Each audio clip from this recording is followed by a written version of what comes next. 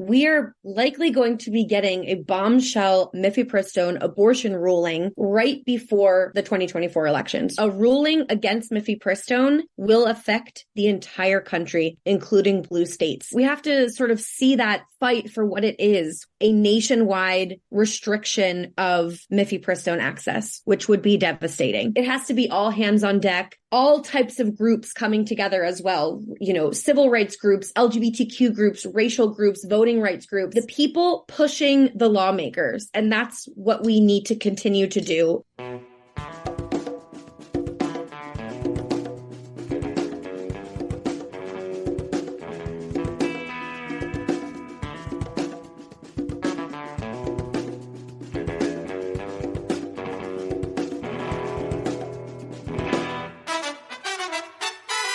Welcome to episode 173 of the Refuse Fascism podcast. This podcast is brought to you by volunteers with Refuse Fascism. I'm Coco, one of those volunteers, guest hosting this week's episode. Refuse Fascism exposes, analyzes, and stands against the very real danger and threat of fascism coming to power in the U.S. In today's episode, I'll be sharing a conversation that regular host Sam Goldman did with Roxy Szal, a feminist journalist based in Austin, Texas. She is the managing digital editor at Ms. and a producer on the Ms. podcast, On the Issues with Michelle Goodwin. But first, let's talk about some developments this past week as it relates to the quickly accelerating fascist threat. Of course, in this commentary, I'm speaking for myself, not for everyone in Refuse Fascism. Houston, we have a problem. This country and all of its institutions, from the top levels of power to local school boards, is either full of fascists or is polarized between the fascist section of the ruling class, the Republican Party, with its increasingly lunatic, violent, genocidal, and enslaving ambitions to eliminate any challenge from all the people they hate, and the mainstream Democrats who want things to return to a normal that has not only been torn apart by Trumpism, but is also responsible for great crimes against humanity, for wars of empire, the exploitation of millions here and around the planet, for pushing the climate towards catastrophe, for rampant white supremacy, misogyny, and homophobia based on a constitution written by slave owners and capitalist exploiters. This past week saw Trump escalating his violent rhetoric. He accused the outgoing chairman of the Joint Chiefs of Staff, General Mark Milley, of treason, alleging that he discussed Trump's state of mind with China and calling this, quote, an act so egregious that in times gone by, the punishment would have been death, unquote, and death is in all caps. The actual exchange with Milley's counterpart in China is as revealing of the danger we so closely averted if Trump were to remain in power, by a coup or by winning the 2020 election. 2 days after the January 6 coup attempt, Milley had to quell fears that Trump had plans to attack China. He told the Senate Armed Services Committee that this phone call was part of his duties to, quote, de-conflict military actions, manage crisis, and prevent war between great powers armed with nuclear weapons, unquote. With Trump's leadership, fascists in the government have declared war on Milley and the military as a whole for being too woke. Representative Paul Gosar, in his newsletter last week, said, in a better society, quislings like the strange sodomy-promoting General Milley would be hung. And it continues. That unreconstructed Southerner and Christian fascist Tommy Tuberville has been blocking the appointments of hundreds of Pentagon officials and voted against the appointment of Air Force General Charles Q. Brown Jr., a black man. Quote, we are not looking for different groups, social justice groups. We don't want to single-handedly destroy our military from within, said Tuberville. The House Republicans voted to reduce the salary of Secretary of Defense Lloyd Austin, also a black man, to $1. Lauren Boebert proposed reducing the salary of another Pentagon official, Sean Kelly, also to $1, simply for being transgender. And while all this bigotry is at the heart of the MAGA movement and their nightmare vision of society, there's more to it. Trump has promised retribution to purge the government of all of these, quote, deep state bureaucrats. And on MSNBC, Chris Hayes shared an astute observation. He said, "Here we unlock a mystery. Why are Republicans waging war against the military top brass? January 6th, more than anything else, is the original sin. I believe the bigotry is sincere, but this garbage about the military being too woke is mostly a smokescreen to hide their disdain for the fact that, in their view, the upper echelon of the U.S. armed forces were insufficiently loyal to Trump's coup." In other words, this war on the military is revenge for them refusing to be the armed tip of the spear to end the peaceful transfer of power. We could also say more about how the most lunatic fascist fringe of the Republican House continue to wreak havoc, forcing House Speaker Kevin McCarthy into a compromise with Democrats to pass a stopgap spending bill and avoid a government shutdown. Immediately, Matt Gaetz filed a motion to remove McCarthy as House Speaker. And then, Trump, despite his multiple indictments, is still the leading frontrunner in the GOP. In a speech in California, he said, "No way we lose this state in a real election. If we had a real election, we would win this state by a lot." Now, we should take these threats very seriously, and it should also be clear that Biden's ambition to unite the country has been failing miserably. Because there can be no uniting with these fascists except on their terms.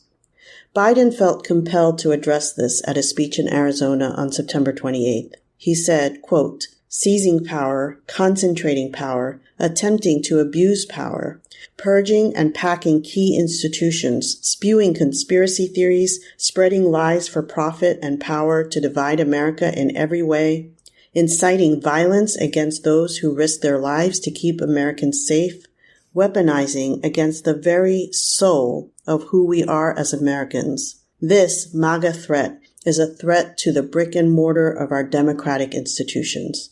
It's also a threat to the character of our nation." End quote. But this is a nation built on genocide and slavery, and its military has slaughtered and terrorized people all over the world. Right now, Biden is escalating a proxy war with Russia and threats against China. The threat of nuclear Armageddon, his words, is close at hand, and he has opened up more drilling for fossil fuels at a time when we are careening toward an uninhabitable Earth. The Democrats have no real answer to the fascist threat, which is not an anomaly but born out of the history of this country. And they are no answer to the crises humanity faces. It is time for the decent people to forge our own path of resistance, not to unite the two sides of the divide, which is an impossible and undesirable task, but to bring into being a whole new world fit for humanity. With that, let's hear Sam's interview with Roxy Szal. There are so many questions on my mind.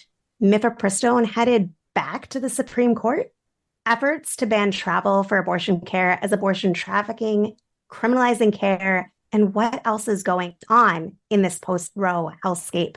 What was with the Paxton impeachment sham and acquittal? And how does this connect with the accelerating aggression of Christian fascism? In SB 8, bounty hunter cruelty, what are sisters in Texas experiencing?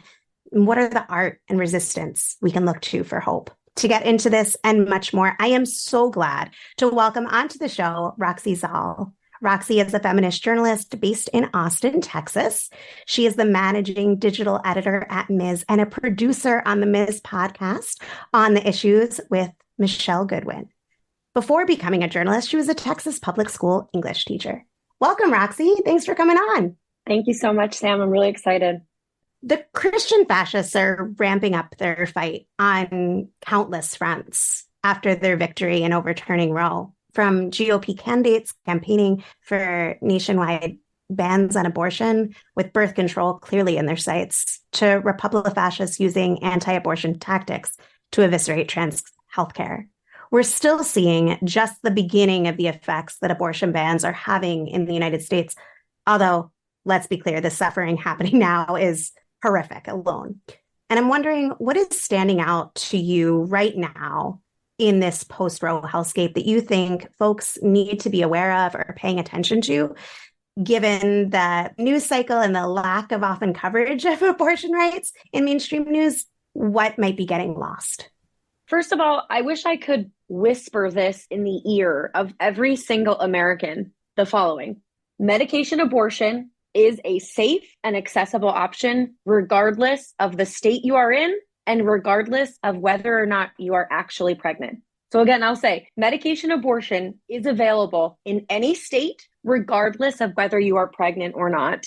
I say this because living in an authoritarian state like Texas, having advanced provision abortion pills in my medicine cabinet is what helps me stay in this state. It is what helps me sleep at night. We know that anti-abortion groups are now coming for birth control. You know, there is dark money, pay-to-play groups that are flooding money to groups that are run by the Koch network. I'm thinking like Students for Life, Susan B. Anthony, Pro-Life America. These groups are extremist groups, plain and simple. They act like they're friends to women. We just have to consider ourselves warned that birth control is next, period.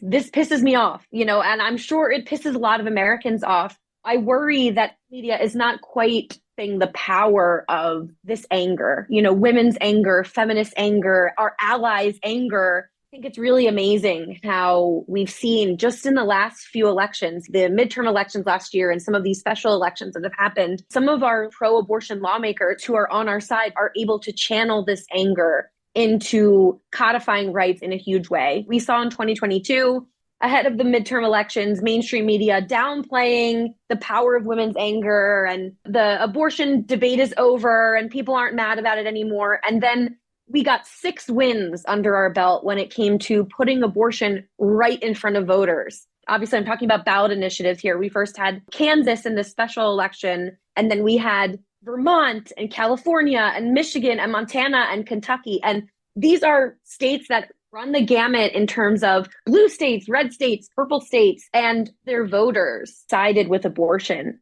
People in blue states have to know they are coming for you too.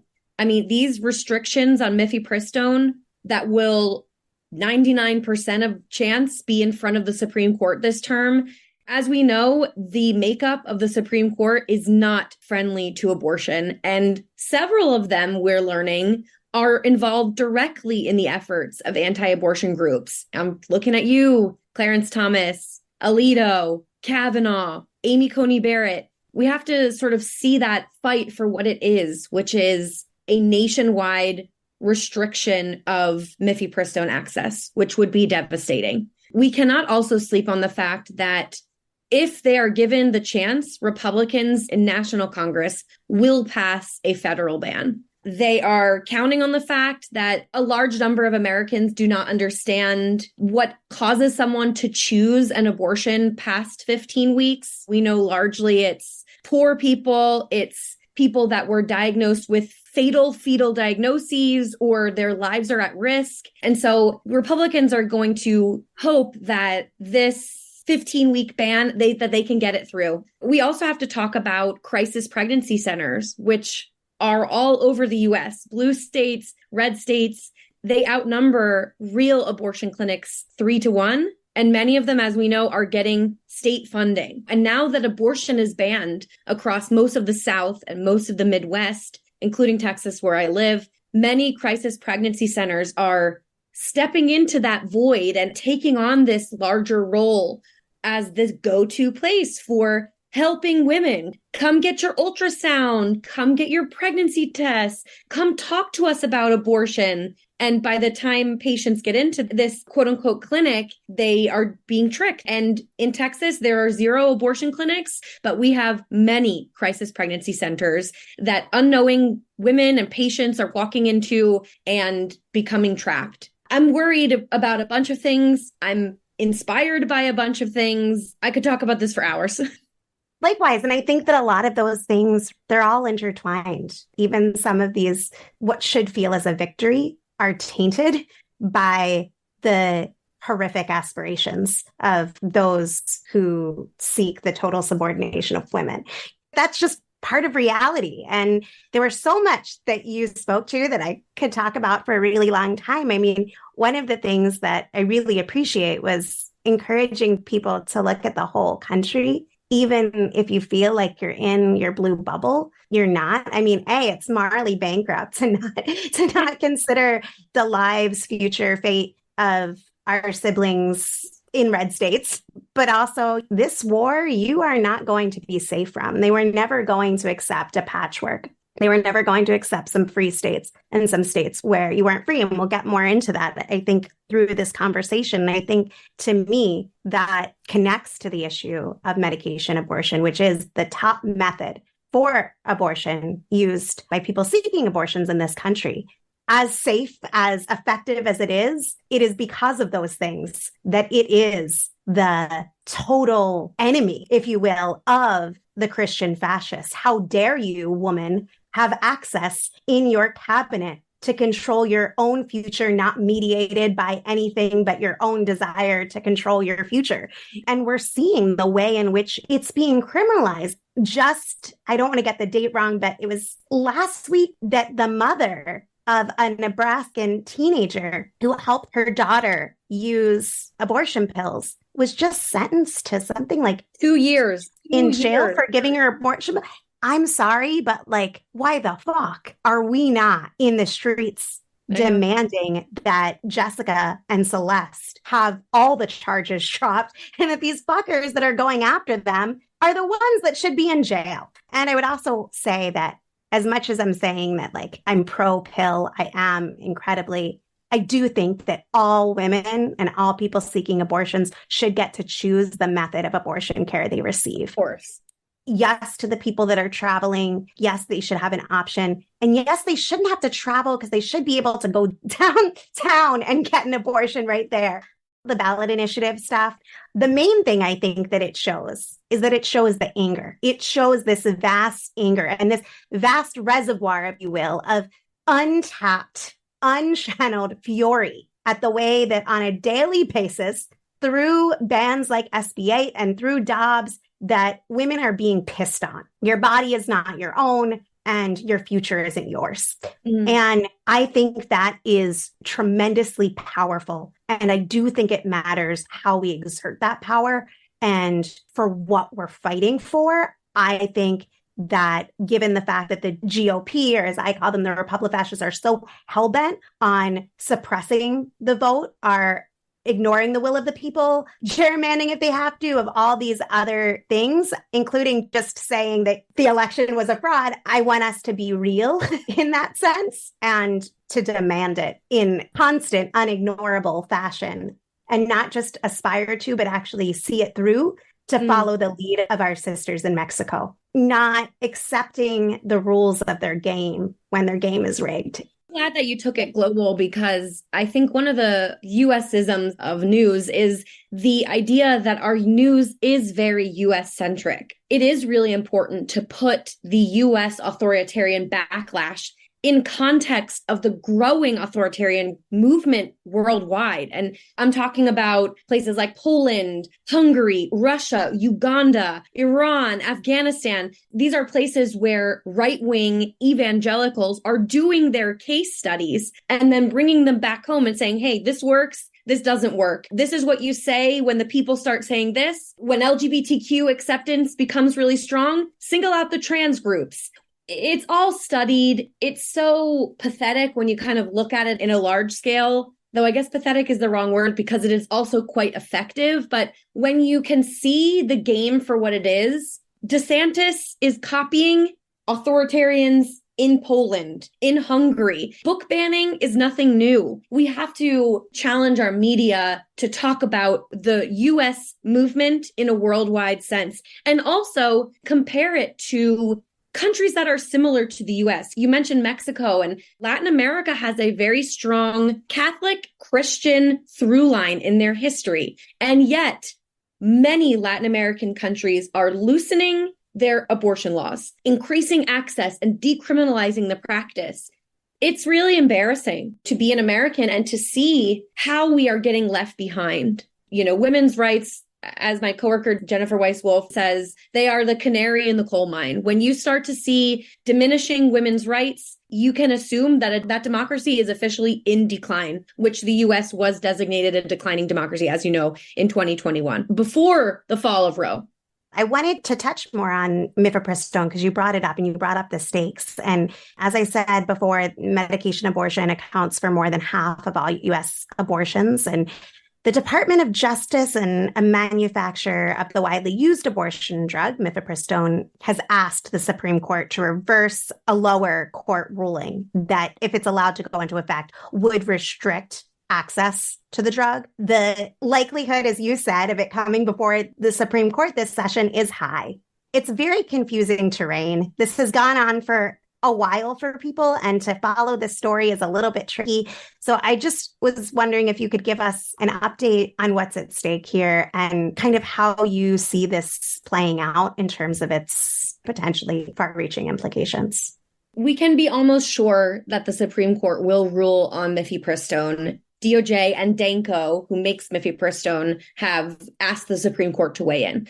And so this means that we're likely going to be getting a bombshell mifepristone abortion ruling right before the 2024 elections, right before we decide who's going to be our president, who's going to represent us in Congress.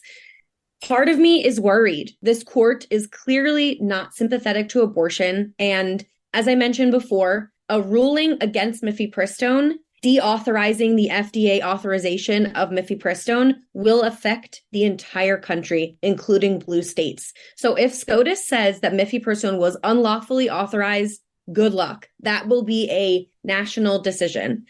At the same time, we saw how the overturning of Roe mobilized voters. And my professional opinion is nothing would mobilize voters more than a decision from SCOTUS that is blatantly anti-abortion.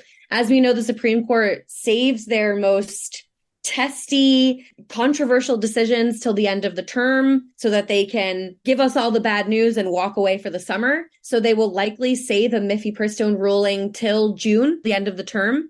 With an election ramping up at that time, it's going to be a bombshell. My understanding is that they could potentially go with what the Fifth Circuit, correct me if I'm wrong, said, which was to go back to the, 2016 provisions that allowed the drug to be on the market, but had much more restricted use in terms of how people could get it and who could prescribe it, and reduce the number of weeks that you could get it. So all of those things, while yes, it's still there, you're talking about millions of people still not being able to access it at a time where, as you said, it's needed more often now because abortion is banned in so many states.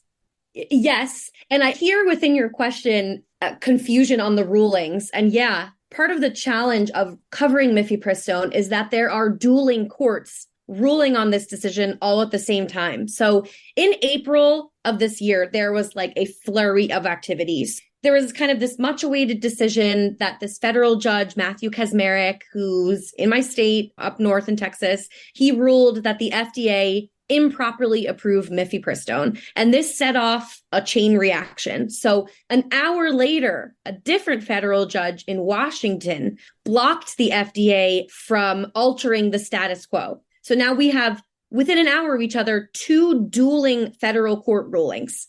The following week, the Fifth Circuit Court of Appeals issued a ruling on mifepristone that limits its use only up to 7 weeks of pregnancy, which would severely impair access to abortion. And that Fifth Circuit ruling is the ruling in question that now Danco and the DOJ are suing to the Supreme Court. They are trying to get the Supreme Court to block that ruling, which has not taken effect yet until the Supreme Court rules. I guess I just want to make that clear. There is no change to mifepristone availability as we speak. It is as available as it was last year, as it was the year before, as it was the year before. Mifepristone is available in all 50 states on websites like plancpills.org that will help ship it to you. But again, if the Supreme Court ends up allowing that Fifth Circuit ruling to take effect, it will be a bombshell. You will only be able to use it up to 7 weeks. A change from 2016 allowed you to use it up to 10 weeks. That would be gone. It would increase the number of appointments required to prescribe mifepristone. So you would no longer be able to order it online. You'd have to go in person. So if I'm living in Texas, where would I go in person? I'd have to drive to New Mexico, Colorado. I'd have to fly to my parents who live in California. That's the ruling. That Fifth Circuit ruling is the ruling in question here. And it's what the Supreme Court is being asked to rule upon. Related to our conversation about travel and getting pills or going to a provider's, one of the many ominous directions some fascist areas have been going in is to propose bans on travel out of state to receive abortion care.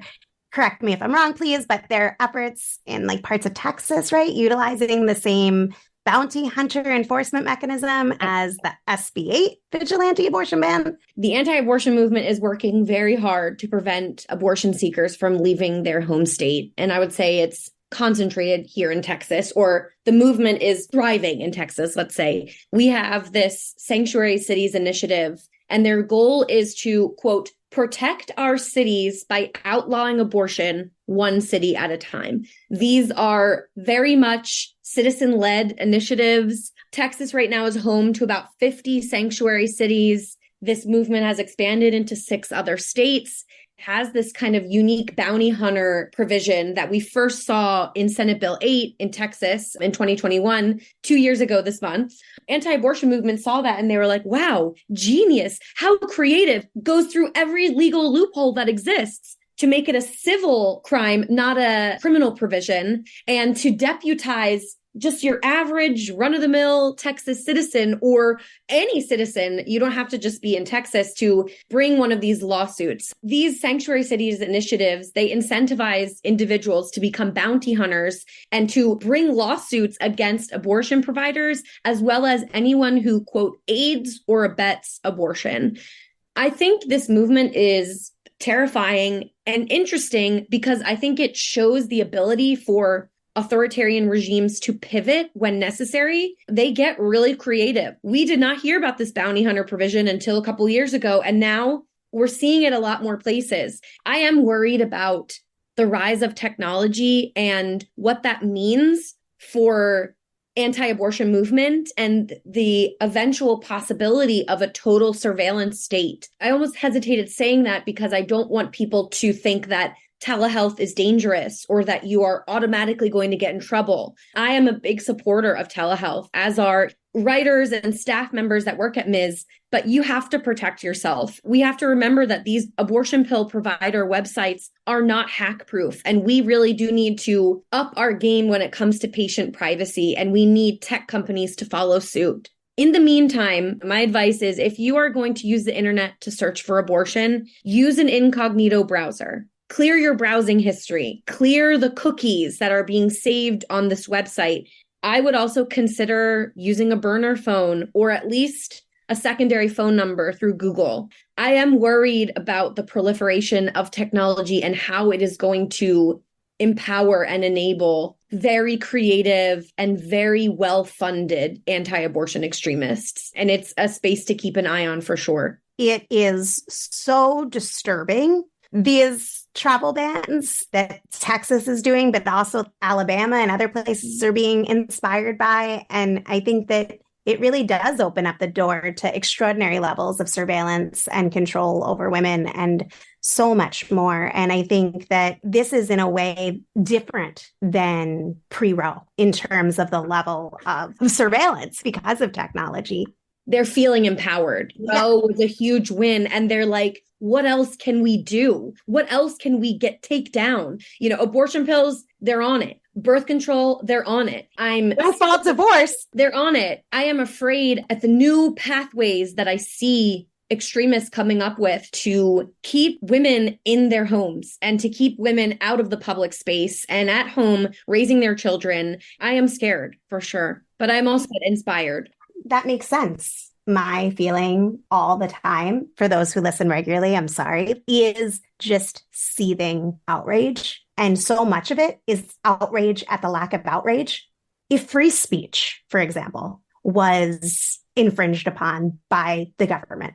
And you were only told that in some states, you had the right to speak. You had the right to protest. You had the freedom of expression, but only in some places. There would be an uproar if people were told straight up, you can vote in this state, but you can't vote in that state. People would be like, I know. Abortion rights as a federally protected right are gone in this country. And people have accepted that, even if they don't like it. They've mainly at this point swallowed it and limited their outrage and, in my opinion, limited our possibility of getting out of this.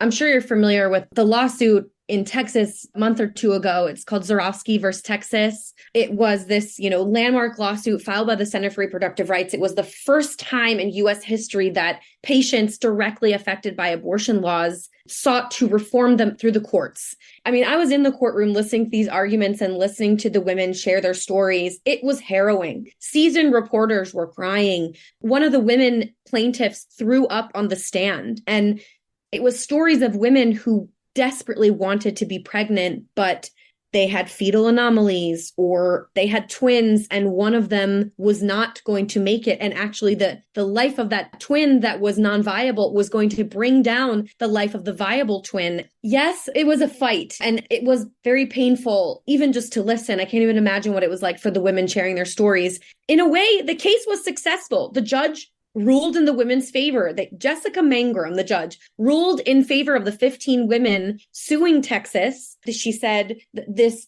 SB 8, our Senate Bill 8, is unconstitutional and doctors need to be able to use their good faith judgment. And it was a win.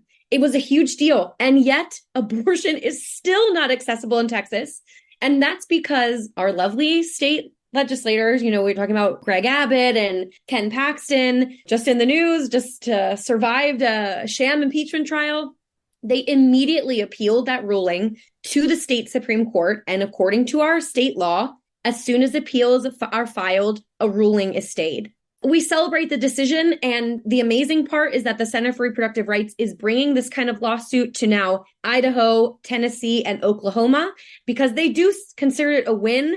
Even though while we wait for this to continue to get battled out in court, women and people are being forced to give birth because for what it is, the law is still in effect, even though we had a judge say the law is unconstitutional. And these are our pro-life Texas elected officials seeing women give birth to babies who die 4 hours after birth. And this is pro-life. It's just infuriating. But again, out of this horror comes good things because it is forcing Texans who previously has said, I'm anti-abortion and the exceptions are working. Well, look at these women who wanted to be pregnant and this anti-abortion law is hurting their family and their husbands and the wives are crying in court. And you just see the horror of it. And I think stories like that are becoming more and more common. We're seeing celebrities and elected officials come out and share their abortion stories, and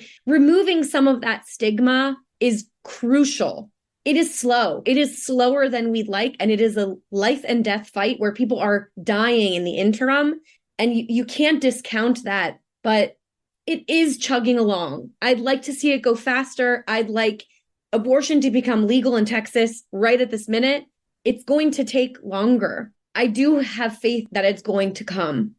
At the beginning of September, the anniversary of SB 8, you wrote, quote, last summer, the Supreme Court overturned the longstanding precedents of Roe v. Wade, representing the largest blow to women's constitutional rights in history. In Texas, this has been part of women's reality for years. 2 years ago, Texas SB 8 became law, the 6-week ban with a bounty hunter provision. At the same time, SB 8 took effect. It was considered the most restrictive abortion ban to ever take effect in the U.S. post-Roe, end quote. What has been the state of access to abortion for Texas for the past couple of years for those who aren't as familiar as you are living in the state? What's the situation there?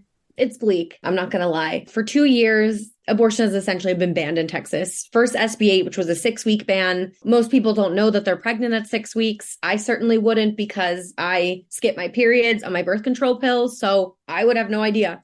except if I took a pregnancy test. After Roe fell, the trigger ban took effect. It's called the Human Life Protection Act. And so now abortion has been totally banned, more or less, in Texas for 2 years.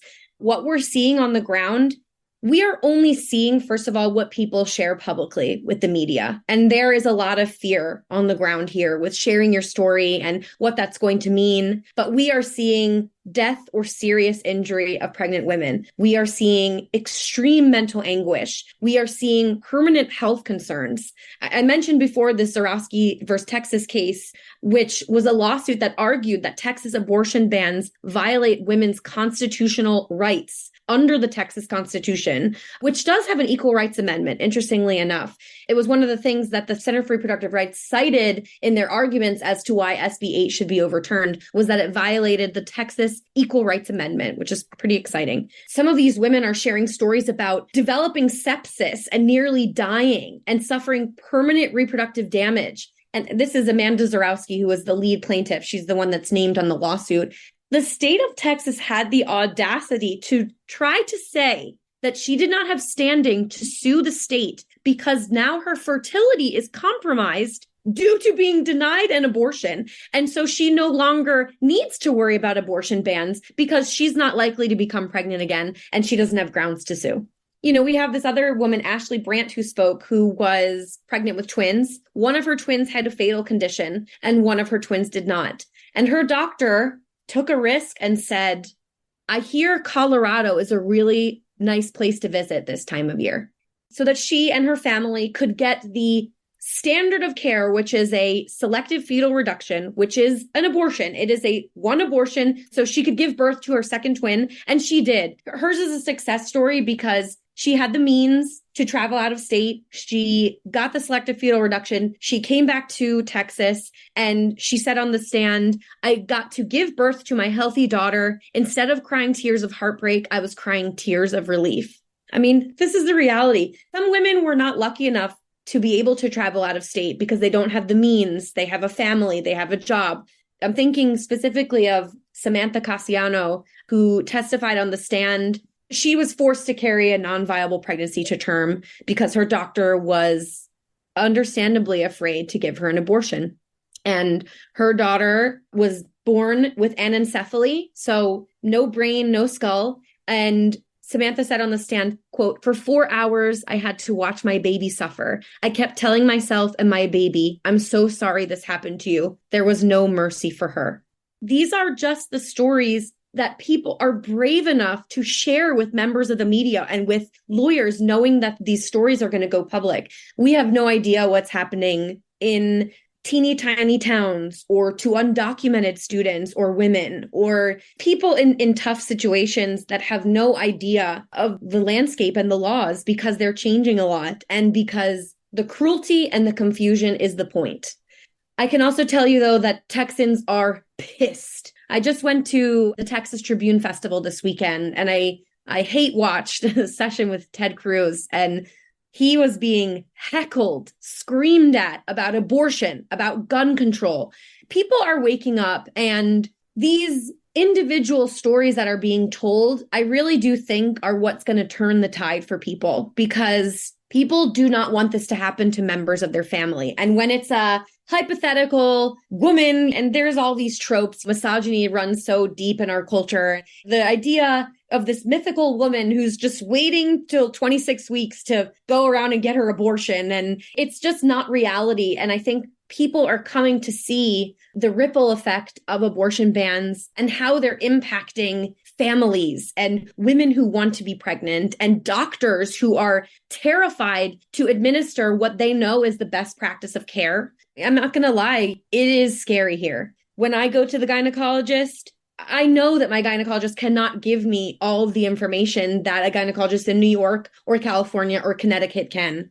That is a travesty. But publications like Ms. and like really a lot of mainstream media that has picked up the baton, Sisters in Arms, we just have some really good reporting that's coming out and explaining how you can get abortion pills and how you can access care in the absence of state lawmakers who have our best interests at heart, because they do not. I wanted to move into this 50-year anniversary. You mentioned Ms. and the role that they play in sharing information. Ms. has a book, 50 Years of Ms., the best of the pathfinding magazine that ignited a revolution. I'm just wondering, 50 years of Ms., what's changed? What hasn't? I would say 5 decades of feminist reporting. I would say some of the things that haven't changed, we cover abortion practically daily, and we are unabashed in the way that we cover abortion. We practice something called movement journalism, which is journalism in desire of social, political, or economic change. And so when we're covering issues like abortion, we don't ask anti-abortion advocates their opinion because it is authoritarian. It is anti-democratic. We don't care what they think because abortion is healthcare, and that's the lens that we come to our reporting with. What has changed, of course, is the way that we present the news. I'm the managing digital editor at Ms. We have several digital channels that we use to get the information out to readers. So the website, msmagazine.com, is about 11, 12 years old right now. I've been in this role for about 4 years. We publish 2 to 8 stories a day on issues affecting women and people of color and LGBTQ people. So we have the website, msmagazine.com. We have a podcast on the issues with Michelle Goodwin. You should watch this space because she's a total icon. You should listen to it. She's amazing. She is amazing. I'm honored to even just be in her orbit. Watch this space because Michelle has launched Ms. Studios, and she has several podcasts that are in the works. Some on the First Amendment, some on menstrual equity, some on racial equity and book talks. We just have a lot of really cool stuff happening in the podcast space because we were pleasantly surprised at how people took to On the Issues, which is a every other week podcast out from Ms. We also have active social media, which I have to say, it is a bleak time to work in social media with Elon Musk taking over and limiting what we can share. We also really rely on our own personal channels. We have email newsletters that we send out every day. You can sign up for those on msmagazine.com. We'd love to be in your inbox, keeping you up to date on some of the most important stories of the day.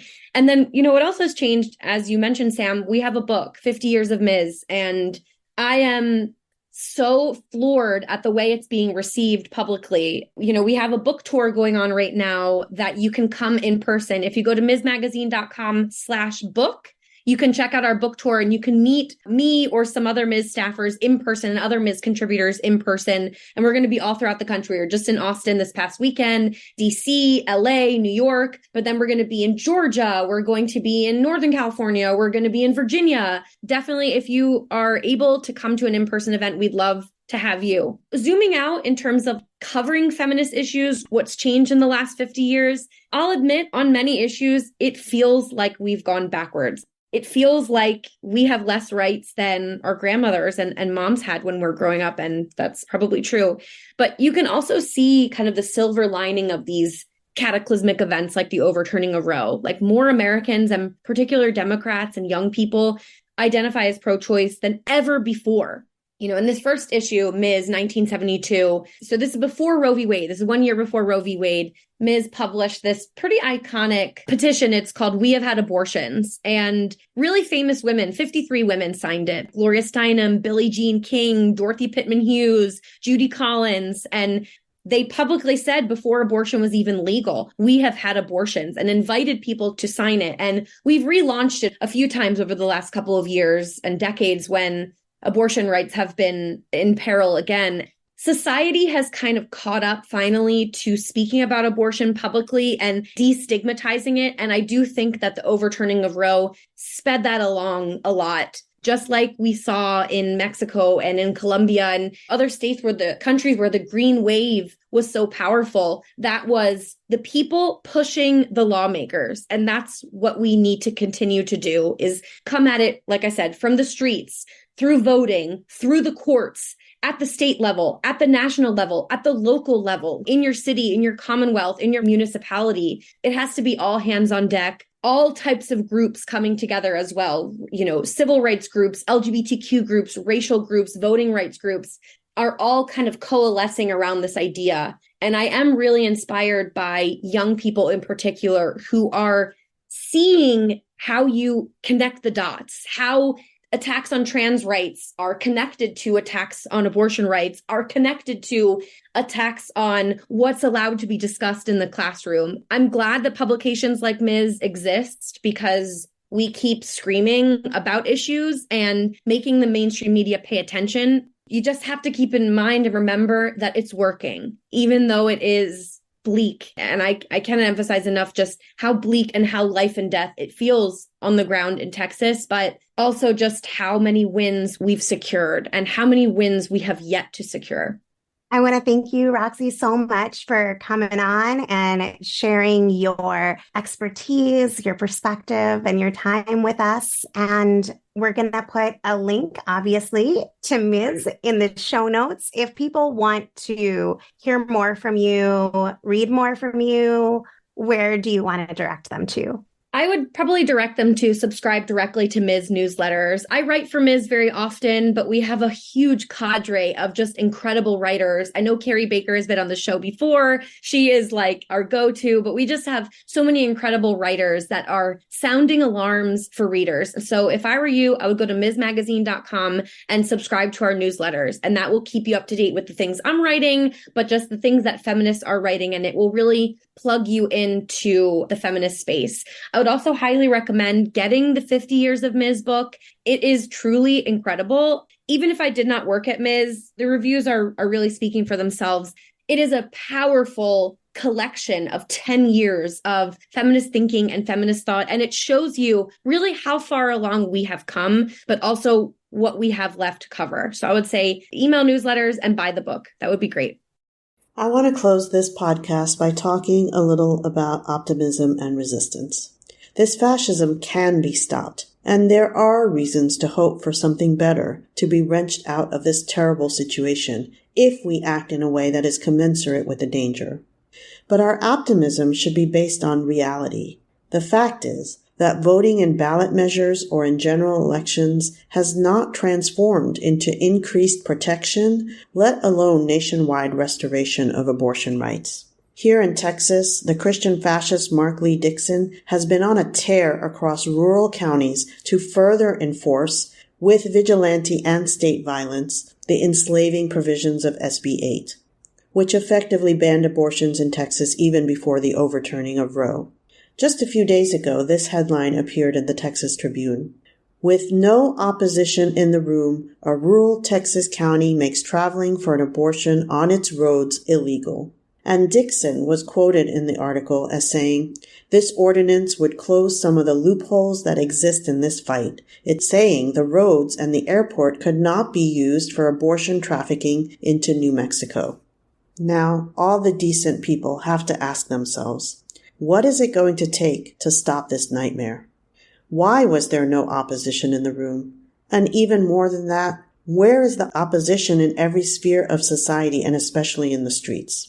If abortion rights are more popular than ever, why is the other side winning? Yes, winning. Thousands of women every month are being forced right now to give birth against their will. This is a form of female enslavement that should galvanize a powerful movement from below, a movement in the streets that brings society to a halt and causes a crisis of legitimacy for these Christian fascist forces and their enablers and everyone in the halls of power.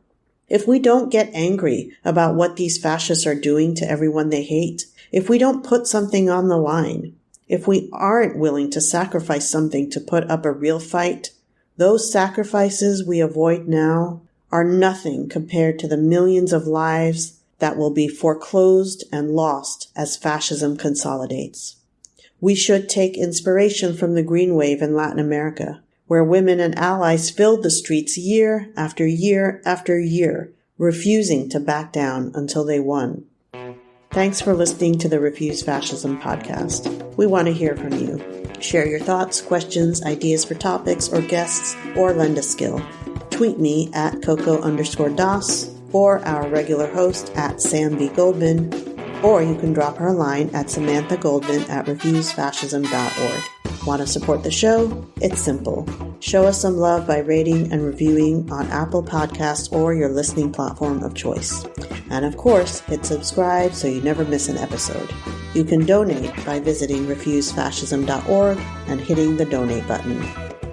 Thanks to Sam Goldman, Richie Marini, Mark Tinkelman, and Lena Thorne for helping produce this episode. Thanks to our incredible volunteers, we have transcripts available for each episode. So be sure to visit refusefascism.org and sign up to get them in your inbox each week. We'll be back next Sunday. Until then, in the name of humanity, we refuse to accept a fascist America.